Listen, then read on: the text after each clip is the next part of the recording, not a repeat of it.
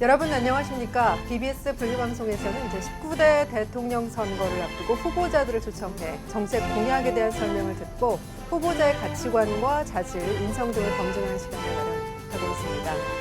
BBS 불교방송 제19대 대통령 후보 초청 맑고 향기로운 대담. 오늘은 그 네 번째 순서로 국민의당 안철수 대선 후보를 초청했습니다. 예, 안철수 후보님 어서 오십시오. 예, 반갑습니다. 예. 그리고 대담을 함께 해주실 패널 두 분을 모셨습니다. 이각범 카이스트 경영대학 명예교수 나오셨습니다. 예, 어서 오십시오. 그리고 이현구 BBS 보도국 정치외교부장 나오셨습니다. 예, 고맙습니다. 자, 서로 간에도 인사들 좀 나누시죠. 안녕하십니까. 네, 오랜만에 뵙습니다. 예. 감사합니다. 오늘 토론의 제목이 맑고 향기로운 대담인 만큼 정말 맑고 향기롭게 토론이 진행될 수 있도록 좀 부탁을 드리겠습니다. 자, 그럼 먼저 안철수 후보님, 불기 2561년 부처님 오신 날을 맞아서 오늘 BBS 불교방송 스튜디오에 이렇게 방문을 해주셨는데요. 우리 TV와 라디오 시청자분들께 좀 인사 말씀 한 말씀 해주시죠. 예, 정말로 뜻깊은 날에 이제 조계사 다녀온 직후에 이렇게 그 불교 방송에 출연하게 됐습니다. 저희 외가가 정말 독실한 불교 신자 집안입니다. 저희 외할아버님이 그 해운대 폭포사에 많은 재산 시주를 하셨습니다. 그리고 저희 어머님도 아주 오래 전부터 지금까지도 지장제일 때 폭포사를 다니십니다. 그렇게 독실한 불교 집안이라는 것 말씀드리고 싶습니다. 예, 알겠습니다. 정말 의미 있는 날 이렇게 의미 있는 행보를 하셨기 때문에 대선을 앞두고 또 의미 있는 변화가 따르지 않을까라는 생각을 해봅니다. 자, 그럼 본격적인 대담에 들어가겠습니다. 오늘도 역시 앞서 세 차례의 대담과 같은 형식으로 몇 가지 분야로 좀 나눠서 질문을 드리겠습니다. 정치, 경제, 사회 분야의 개혁 과제, 그리고 미래 비전에 대한 질문을 드리고 또 후보의 인생과 철학, 종교에 대한 얘기도 좀 들어봤으면 합니다. 질문은 주로 패널 분들께서 해주실 거고요. 자, 그럼 먼저 정치 안보 분야부터 시작을 하겠습니다. 먼저 이각범 교수님 질문해 주시죠. 네, 안철수 후보님은 성공한 의사셨는지는 모르겠습니다만 어쨌든 의사 면허 있습니다.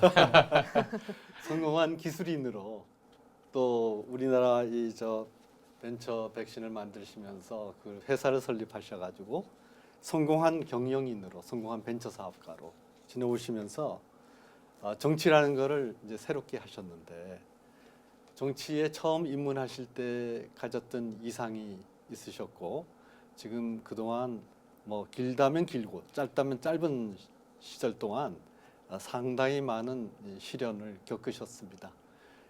이상과 현실 사이에서 정치를 어떻게 생각하십니까? 처음 그 정치 시작한 것이 그 카이스트 교수 때입니다. 제 청년의 눈물을 보고 정치를 시작했습니다. 그리고 이 청년들이 정말 그 다시 꿈을 꿀 수 있는 세상 만들고 싶다는 생각에 정치를 시작했습니다. 저는 정치는 간단하게 세상 바꾸는 일이라고 생각합니다. 그런데 정작 이제 정치를 하다 보니까 오히려 반대의 경우를 너무나 많이 목격하게 됐습니다. 세상이 바뀌는 걸 막기 위해서 정치를 하는 것이 있는 겁니다. 그게 바로 기득권 정치 아니겠습니까? 기득권 정치는 지금 이대로가 좋은 겁니다. 안 바뀌는 게 좋은 겁니다. 그래서 바꾸려고 정치를 하는 사람들을 온갖 방법으로 다 회방 놓고 방해하는 겁니다. 정말로 기득권이 공고하다고 느꼈습니다. 그래서 제가 새 정치하겠다는 말씀을 드린 것은 다른 것이 아닙니다. 세상 바뀌는 거를 막는 그 기득권 정치와 싸우는 거, 그리고 또 우리 모두를 위한 공공을 위한 공익을 위한 정치가 아니고 자기 개인 사리사욕 채우는 그 기득권 정치와 싸우는 게 제가 해야 되는 일이다, 방향이다. 그게 새 정치라고 저는 생각하고 지금까지 두벅두벅 걸어왔습니다. 그런데 뭐 5년 정도를 저는 압축 경험 정도가 아니라 농축 경험을 했습니다. 예. 당대표도 2번 하고 벌써 선거를 지금 6번째 치르고 있습니다. 지금까지 제가 치렀던 선거들이 개인적으로 출마했던 국회의원 선거 2번, 당대표로서 전국 선거를 3번 지휘했습니다. 총선도 지휘해보고 지방선거도 지휘해보고 그리고 굉장히 많은 수의 국회의원 재보궐선거도 지휘를 해봤는데 거의 대부분 다 이겼습니다. 아마도 이제 국민들께서 그런 진심들을 알아주셔서 그런 것 아닌가 싶고, 이제 지금 6번째 도전 대선 남은 기간 동안 정말로 열심히 제 진심 전달하고자 합니다. 예. 자, 그럼 이영구 부장께서 두 번째 질문 좀 이어가 주시죠. 네, 금방 이제 답변을 하시면서 새정치란 단어를 몇 번 사용을 하셨습니다. 요즘도 새정치가 우리 후보님한테는 트레이드 마크인가요? 제가 드린 말씀대로 기득권 정치와 싸우는 게 저는 새 정치라고 봅니다. 그런데 그게 저는 전 세계적인 현상이라고 말씀드립니다. 작년에 그 영국에서 브렉시트가 있었습니다. 네. 그러니까 영국 국민이 투표로 유럽연합으로부터 탈퇴하는 결정을 내렸지 않습니까? 그게 왜 그랬는가? 지금 좋은 변화인지 나쁜 변화인지는 모르겠지만 이대로 있으면 우리 모두 죽는다. 그 절박감 때문에 변화를 선택한 겁니다. 그런데 그 다음에 또 미국에서 도널드 트럼프 대통령이 당선됐습니다. 예. 마찬가지입니다. 좋은 변화인지 나쁜 변화인지 모르겠지만 이대로 가면 죽는다는 겁니다. 또 프랑스도 지금 그런 현상이 있습니다. 지금 결선 투표 1등으로 올라간 사람은 국회의원 한 명도 없는 정당이 지금 1등 가능성이 높지 않습니까? 그래서 이런 이제는 변화해야 된다. 기득권 양당이 그토록 오랜 기간 동안 우리나라를 좌지우지해왔지만 중요한 문제 어느 것 하나 해결하지 않고 또다시 한쪽이 무너졌다고 해서 다른 쪽으로 기회를 주면 앞으로 우리 5년은 5년 내내 갈등하고 반목하고 분열하고 이렇게 불행하게 되는 그 선택을 할 것인가? 저는 아니라고 믿습니다. 예. 그래서 저는 지금 열심히 나라 구하는 심정으로 노력하고 있습니다. 네, 그 새정치란 그 이제 질문을 드리면서 제가 이제 정작 여쭙고 싶었던 말은 최근에 이제 그 김종인 전 대표하고 공동정부 구성 이걸 이제 추진을 하면서 일부 이제 국민들은 과연 이게 새정치냐, 이건 혁신이 아니라 야합이 아닌가 이렇게 보는 시각이 있습니다. 여기에 대해서는 어떻게 답변하시겠습니까? 예, 저는 다음 정부는 누가 집권을 하더라도 여소야대가 되니까 정말로 개혁 공동정부가 꼭 필요하다고 봅니다. 그리고 저는 지금 대선 치르자마자 바로 인수위 없이 바로 이제 정부 구성을 해야 되지 않습니까? 그래서도 객관적으로 여러 인재들이 어떤 분들이 계신지 거기에 대해서 한번 구성해보라는 부탁을 드린 겁니다. 물론 이제 결정은 대통령이 장관 총리 추천자와 함께 상의하는 것 아니겠습니까? 예. 그래서 미리 준비하는 것이라는 말씀드립니다. 알겠습니다. 자, 예, 이각범 교수님 또 다른 질문 예, 해주시죠. 이제 안보이기도 하고 우리나라가 처한 어떤 민족적인 운명과 관계되는 건데요. 흔히 경제는 먹고 사는 문제이고 안보는 죽고 사는 문제다. 예. 이렇게 하고 있는데 지금 우리 한반도를 둘러싼 이 안보 상황이 매우 엄중합니다. 그런데 이 상황을 두고 일부에서는 우리나라 스스로의 운명을 결정하지 못하고 예. 우리를 둘러싸고 있는 이 4대 강국이 그들의 의도대로 그들의 협의에 의해서 한국을 자기네들의 생각대로 좌지우지하는 것이 아닌가 하는 이른바 우리한테는 물어보지도 않고 하는 예. 코리아 패싱이 문제되고 있습니다. 여기에 대해서 한편으로는 지금 현재 탄핵돼서 대통령이 없어서 그렇다고 생각이 될 수도 있지만 기본적으로 우리나라의 이 책임을 지는 분들이 중국이나 어디나 눈치 보지 말고 정말 우리나라의 운명을 우리가 개척해야 된다는 그 생각이 있어야 되지 않는가 싶은데 이 코리아 패싱 문제 어떻게 타개해 나가시겠습니까? 예, 저는 다음 대통령이 주도적으로 나서서 우리나라 운명 우리 스스로 개척해야 된다고 봅니다. 저는 지금까지 뭐 여러 가지 일을 해왔습니다만 가장 오래 했던 일이 컴퓨터 바이러스 백신 V3 만드는 일을 했었습니다. 예. 즉 컴퓨터 보안 일인데요. 그걸 오래 하다 보니 저한테 뿌리 깊게 박혀 있는 생각이 다른 무엇보다도 컴퓨터에서는 보안이 기본 중에 기본이라는 겁니다. 그게 뭐 아무리 많은 일을 할 수 있는 게 컴퓨터라고 하지만 바이러스나 해킹 때문에 아무 일도 못 하게 되는 겁니다. 그런데 그건 바로 국가와도 마찬가지입니다. 국가도 여러 가지 경제 활동, 외교 활동 많은 일을 할 수 있는 터전인데 국가 안보에 구멍이 뚫리면 아무 일도 못 하지 않습니까? 그래서 저는 국가에서 가장 중요하고 시급한 일은 안보라는 생각이 저는 뿌리 깊게 박혀 있습니다. 그래서 저는 지금은 자강 안보를 해야 될 때다라고 주장해 왔습니다. 자강 안보가 무엇이냐? 그것은 튼튼한 한미 동맹을 기반으로 해서 우리 국가를 우리 스스로 지킬 수 있도록 안보 역량을 강화하는 겁니다. 그 방향으로만 가야 됩니다. 그리고 이제 가장 시급하게는 한미 정상회담을 열어야 됩니다.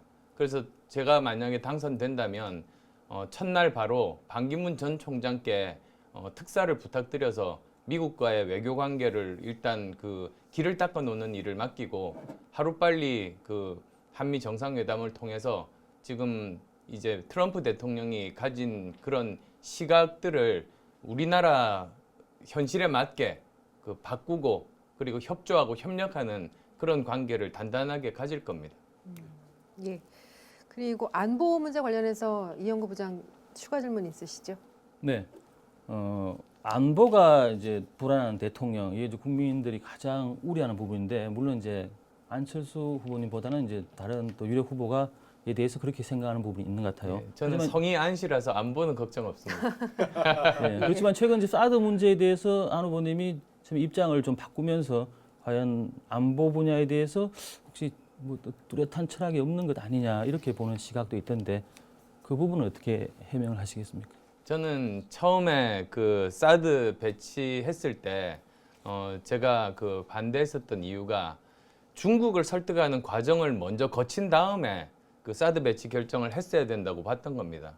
왜냐하면 그 전까지는 중국에 배치하겠다 안 하겠다 아무런 말이 없었지 않습니까?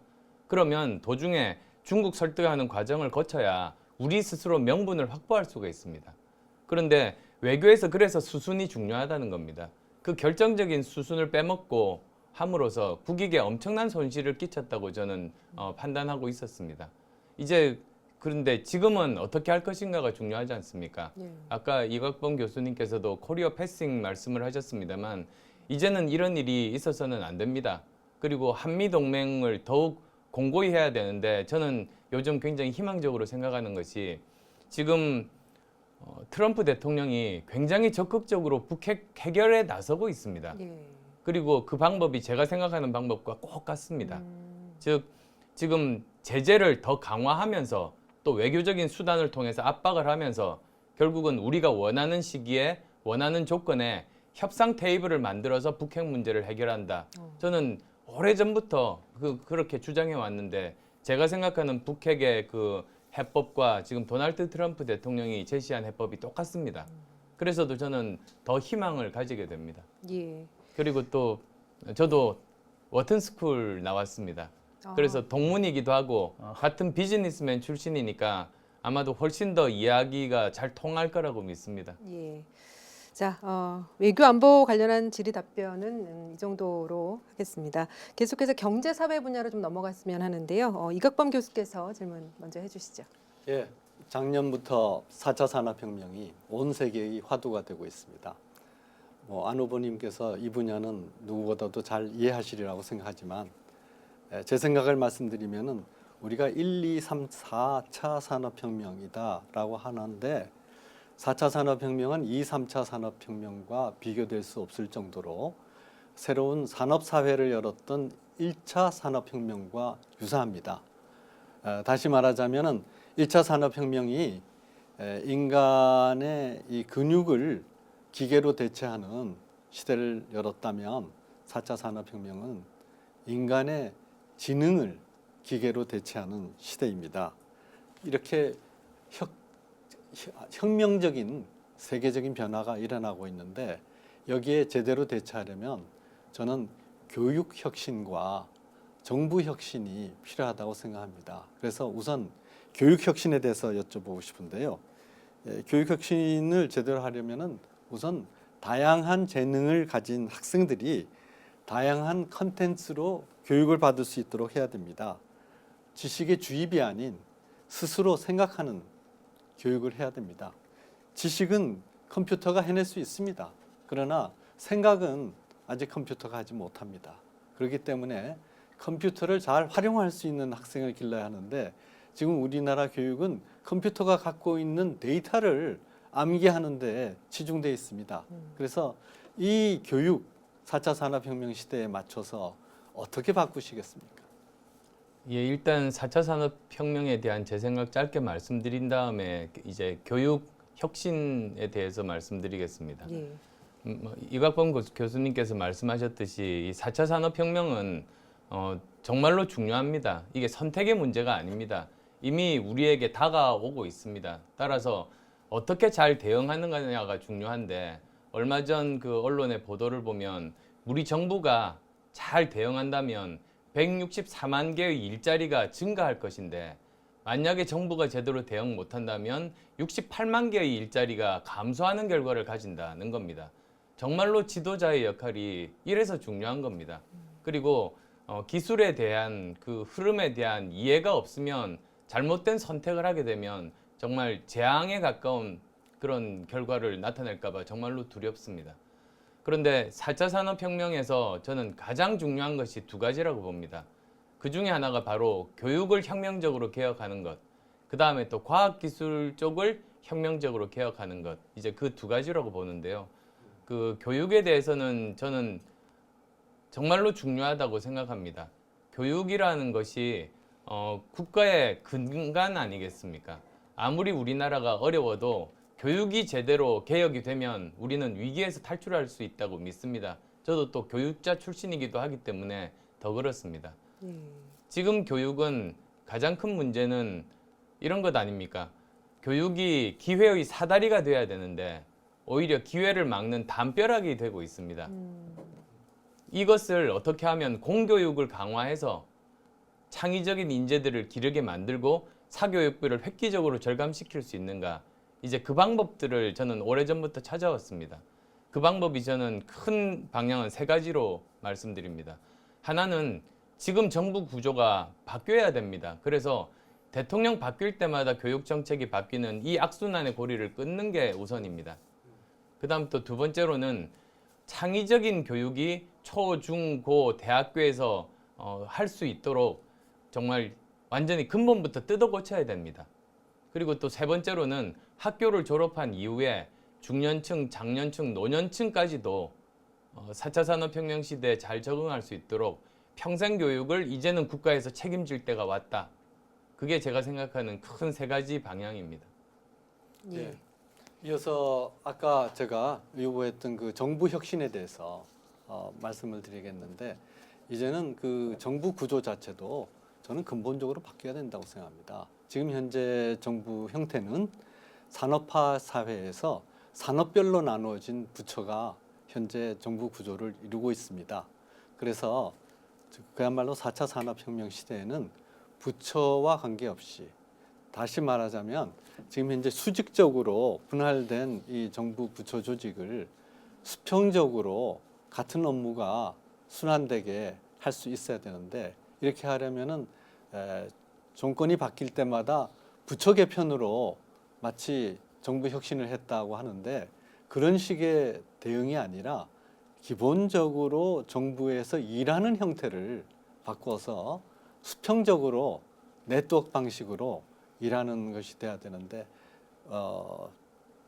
컴퓨터 또 전문가이시기도 하니까 이 새로운 시대의 정부 혁신, 새로운 이 지식 시대를 맞아서 어떻게 바꿀지. 크게 저는 두 가지 방향으로 정부의 운영 기조 내지는 철학이 바뀌어야 된다고 봅니다. 우선 첫 번째로는 지금까지는 정부가 앞에서 끌고 갔습니다. 그런데 이제는 안 됩니다. 오히려 뒤에서 밀어주는 방식으로 가야 됩니다. 지금까지는 정부가 먼저 결정했습니다. 그런데 이제는 현장에서 민간에서 먼저 결정하게 하고 정부는 지원하는 방식으로 가야 됩니다. 왜냐하면 4차 산업혁명 시대의 특징 중에 하나가 미래 예측이 불가능하다는 겁니다. 그래서 예전에는 1차, 2차, 3차 산업혁명 때는 미래가 예측이 가능하니까 정부가 미리 계획 세워서 주도하고 앞에서 끌고 가면 훨씬 더 속도도 빠르고 효율적이었습니다. 근데 이제는 아니라는 겁니다. 따라서 그 방식을 완전히 바뀌어서 앞에서 끌고 가기보다 뒤에서 밀어주는 방식으로 국정 운영 철학을 바꿔야 된다는 말씀드리겠습니다. 그리고 또 두 번째로는 교수님께서 말씀하셨듯이 이제는 각 부처마다 이렇게 업무를 분담하는 그럴 때가 아닙니다. 오히려 부처 이기주의 때문에 그 심각하게 자원 배분이라든지 업무 처리에 있어서 여러 가지 부작용들이 막대합니다. 예를 들면 지금 어떤 사회 문제를 해결할 때 이 문제가 노동 문제에만 국한할 수는 없지 않습니까? 거기에다가 일자리라든지 복지라든지 뭐 여성 문제까지도 복합적으로 이렇게 이루어져 있는 문제들이 많습니다. 예. 따라서 이런 문제를 한 부처에서 풀게 하면 반드시 부작용들이 많이 생기고 그 제대로 된 해결 방법이 찾아질 수 없습니다. 따라서 이런 경우에 오히려 각 프로젝트별로 여러 부처의 전문가들을 먼저 모으는 것이 필요합니다. 즉 예전에는 부처 위주의 전문가 위주의 시각으로 사회 문제를 바라봤다면 이제는 사회 문제를 중심에 두고 이 문제를 해결하기 위해서 어떤 부처에 어떤 전문가들이 필요한지를 모아서 결정을 하는 방식으로 또 바뀌어야 됩니다. 즉 이렇게 두 가지가 완전히 180도 반대 방향으로 바뀌어야 된다는 게 제 생각입니다. 예. 자, 그럼 이제 마지막 주제로 넘어가겠습니다. 후보의 인생관과 철학, 그리고 종교관은 어떤지 좀 이야기를 나눠봤으면 합니다. 예, 이각범 교수께서 질문 시작해 주십시오. 예, 지금까지 조금 딱딱한 주제를 했으니까 예. 제가 예정에 없던 여담을 하나 하겠습니다. 우리 안철수 후보님 그 사이에 음성이 참 좋아지셨어요. 네. 예, 그래서 어떤 비결이 있으셨는지 여쭤보고 싶고 또 다른 한편으로는 안철수 후보님 인상이 평소에 미국 영화 스파이더맨의 그 젊은 주인공 예. 사회 정의를 위해서 하지만 모습은 아주 순수하고 맑은 그런 주인공인데 비슷하다고 생각했는데 평소에 그런 말씀 들으시는지? 제가 지금 이제 5번째 직업 일을 하고 있습니다. 네. 의사 그리고 IT 전문가, 경영자, 교수 거쳐서 지금 정치를 하고 있습니다만 저 나름대로는 안주하지 않고 새롭게 도전하고 끊임없이 저 자신을 바꿔왔던 삶이었습니다. 목소리도 사실은 이제 많이 바뀌었습니다. 근데 그 이유가 자기가 자기 바꾸는 거 정말로 어렵지 않습니까? 그런데 나라 바꾸는 일은 그보다 정말로 더 어려운 겁니다. 만약에 그렇다면 자기도 스스로 못 바꾸는 사람이 나라 바꾸겠다고 나서는 건 국민들께 그 호소력이 없다고 생각해서 저 스스로 바꾸려고 노력했던 일환이었습니다. 네. 스파이더맨 말씀하시니까 그 영화에 나오는 한 장면이 저는 생각납니다. 거기 보면 이런 대사가 있습니다. With great power comes great responsibility. 즉 힘에는 항상 책임이 따른다는 겁니다. 예. 거기 스파이더맨이 자기가 원해서 그런 그 슈퍼 파워를 가진 건 아니었습니다. 그런데 일단 그 힘을 가지게 되니까 자기가 원든 원하지 않든 그 힘을 발휘해서 정말로 사회를 위해서 세계를 위해서 제대로 된 일을 해야 된다는 책임이 따르는 것 아니겠습니까? 아마도 정치인들이 모두 다 가져야 되는 그런 마음가짐 아닌가 싶습니다. 예. 그리고 개인적으로 아까 모두의 말씀을 하셨는데요. 외가에서 아주 불교와 굉장히 깊은 인연을 가지셨다고 했고 또 제가 들은 바로도 최근에 진제 종정으로부터 법명을 받으셨다고 들었는데 법명이 어떻게 되시죠? 예, 저희 부모님이 지금 해운대에 사십니다. 그래서 이제 부모님 댁에서 하루 자고 나서 해운정사가 굉장히 가깝습니다. 그래서 해운정사 그 진제 종정 큰 스님을 뵀습니다. 그때 정말로 감사하게도 저한테 대경이라는 법명을 주셨습니다. 그리고 또 그 나라를 위하고 국민 편안하게 하라 그런 당부도 함께 전해주셨습니다. 그래서도 이제 계속 지금 선거 기간 중에 그 말씀 가슴 깊이 새기고 있습니다. 예. 그리고 전통 문화의 근간을 이루는 불교 문화와 자연유산 정책에 대해서 우리 안철수 후보께서 얼마나 관심이 많으신지도 우리 BBS 청취자분들, 시청자분들께서 궁금해하시는 부분이 아닐까 생각이 되는데요. 대통령이 되시면 불교 문화와 자연유산 정책은 어떤 방향으로 추진을 할 계획이신지요? 그 제가 이번 20대 국회 네, 이제 제가 대선 출마하면서 사퇴했습니다. 예, 그게 국민들에 대한 도리라고 생각하고 제 모든 것을 던져서 나라 구하겠다는 심정으로 임해야 되겠다 싶어서 이제 국회의원을 예, 사퇴했습니다만 그러셨죠. 예, 사퇴하기 전까지 저는 문화체육관광부 그리고 교육문화상임위원이었습니다. 그러시죠. 그래서도 이제 계속 문화재 관련돼서도 지난번 국정감사 때도 지적하고 여러 가지로 많은 생각들을 하고 직접 예산할 때도 주장하고 그랬던 적이 있습니다. 예, 정말 그 나라의 품격은 그 나라의 문화재를 얼마나 잘 보존하고 소중히 여기는가 그게 사실은 국격이고 품격 아니겠습니까? 예, 그런데 제가 이 상임위 와서 정말로 놀랐던 것이 그 예산면이나 여러 가지 제도면이나 너무나도 부실한 겁니다. 우리 스스로가 우리 문화에 대해서 소중하게 생각하지 않고 관심이 없으니까 예, 그러면 외국 관광객들도 거기에 관심이 있을 리가 없는 겁니다. 외국에 나가보면 우리 문화재보다도 훨씬 수준이 떨어지는 곳도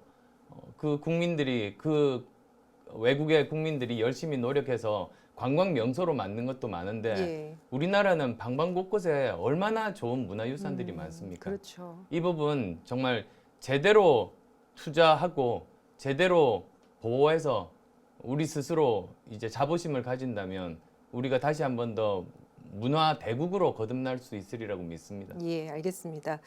그리고 근현대 초유의 불교계에 대한 정치적 탄압이었던 12.7 법난 그 상처를 치유하기 위해서 지금 12.7 법난 기념관 건립이 추진이 되고 있습니다. 불교계 주요 관심 사안인데요. 지금 기본 계획이 마무리가 됐고 곧 기공식도 갖게 될 예정인데 앞으로 건립 과정에서 정부 차원의 지원도 있어야 되지 않을까라는 생각 드는데 어떻게 생각하십니까? 예, 저도 전적으로 동의합니다. 예. 이제 기념재단 설립이나 기념관 건립들 저는 꼭 필요하고 정말 적극적으로 지원할 생각입니다. 예. 그리고 거기에 따라서 필요한 법률들도 많이 있을 것 아니겠습니까? 예. 그래서 법난 피해자 명예회복 등에 관한 법률 등 이 개정도 지금 검토하겠다는 말씀을 드리겠습니다. 예. 단지 지금 현재 보면 사유지 매입이 관건으로 알고 있습니다. 예. 그래서도 이 해결 방안 찾기 위해서도 적극적으로 노력하겠다는 약속을 드리겠습니다. 예, 알겠습니다. 또 한 가지 좀 더 여쭤보고 싶은 게 있는데요. 이번 대선 치르시면서 아마도 안 후보께서는 좀 롤러코스터를 타신 기분이 아니셨을까라는 생각을 해보게 됩니다. 그러니까 한때 지지율이 수직 상승했다가 지금은 조금 내려간다고 해야 될까요? 가라앉는 그런 상황인데 그래서 당사자로서 참 여러 가지 심경이 교차하셨을 듯 싶고 또 많은 생각을 해보셨을 것 같습니다. 어떠셨습니까? 저는 정치하면서 지금까지 한 번도 지지율 보고 정치한 적이 없습니다. 예. 오히려 제가 가진 비전, 가치관, 그리고 정책들, 리더십 국민께 보여드리고 예. 그것을 평가받는 게 선거 결과로 나타나는 것 아니겠습니까? 그렇죠. 그래서 저는 지지율에 일희일비하고 신경 쓴 적이 한 번도 없고 예. 계속 묵묵히 뚜벅뚜벅 제가 할 일 해오고 있습니다. 알겠습니다. 자, 이제 어느덧 모든 질문을 마쳤습니다. 오늘 BBS 불교방송의 맑고 향기로운 대담 참여하셨는데 어떠셨습니까? 예, 굉장히 짧은 시간에 정말 사회자분 그리고 패널분들 압축적으로 질문을 해주셔서 제가 가진 생각을 보다 더 진솔하게 불교 방송 애청자분들께 말씀드릴 좋은 기회를 가지게 돼서 정말 감사하다는 말씀드리고 싶습니다. 예. 오늘 이 시간이 안철수 후보의 내면의 진정성을 보다 더 많이 알린 그런 좋은 기회가 됐으면 합니다. 끝으로 우리 시청자 여러분들께 마무리로 좀 한 말씀 해주시죠. 지금 국가가 정말로 위기 상황입니다. 그런데 또다시 다음 5년을 갈등에 휩싸일 수는 없습니다. 지금 기득권 양당이 우리나라를 끌고 오면서 우리 문제 하나도 해결하지 못했습니다. 그런데 그 중에 한 축이 무너졌다고 해서 그냥 자동적으로 또 다른 기득권 양당 중에 한쪽으로 권력을 줄 수는 없지 않습니까? 만약에 그런 일이 벌어지면 우리나라는 앞으로 5년 내내 갈등과 반목, 싸움으로 그냥 그 5년을 허송세월할 겁니다. 그리고 무엇보다도 정말로 중요한 일을 처리하는데 인재를 등용하지 않고 항상 자기 편, 그 개판의 사람들을 등용하다 보니 결국은 무능하고 부패한 정부가 되는 결과를 맞이할 수밖에 없습니다. 그리고 그러다 보면 중요한 앞으로 10년을 좌우할 미래에 대한 대비들도 제대로 할 수 없게 됩니다. 전문가가 그 일을 맡지 않기 때문입니다. 저는 그래서 나라 구하는 심정으로 나섰습니다. 정말 절박한 심정으로 나섰습니다. 저는 꼭 국민을 통합하는 정부, 그리고 무엇보다도 널리 인재를 등용한 유능한 정부 만들고자 최선을 다하겠다는 말씀 드리겠습니다.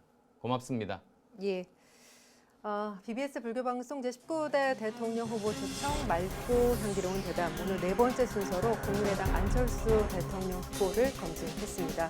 오늘 이렇게 성심성의를 다해서 대담에 응해주신 안철수 후보께 깊은 감사의 말씀을 드립니다. 고맙습니다. 예, 그리고 또 깊이 있는 토론이 될 수 있도록 이렇게 해주신 두 분 패널께도 감사의 말씀을 드립니다. 예, 고맙습니다. 네, BBS 불교방송의 제19대 대통령 후보 초청 맑고 향기로운 대담, 국민의당 안철수 후보 편을 마치겠습니다. 오늘까지 4차례에 걸쳐서 보내드린 각 당 대선 후보들과의 대담을 통해서 시청자 여러분들께서 판단을 내리시는데 도움이 되셨기를 바랍니다. 자, 끝까지 함께해 주신 여러분 고맙습니다.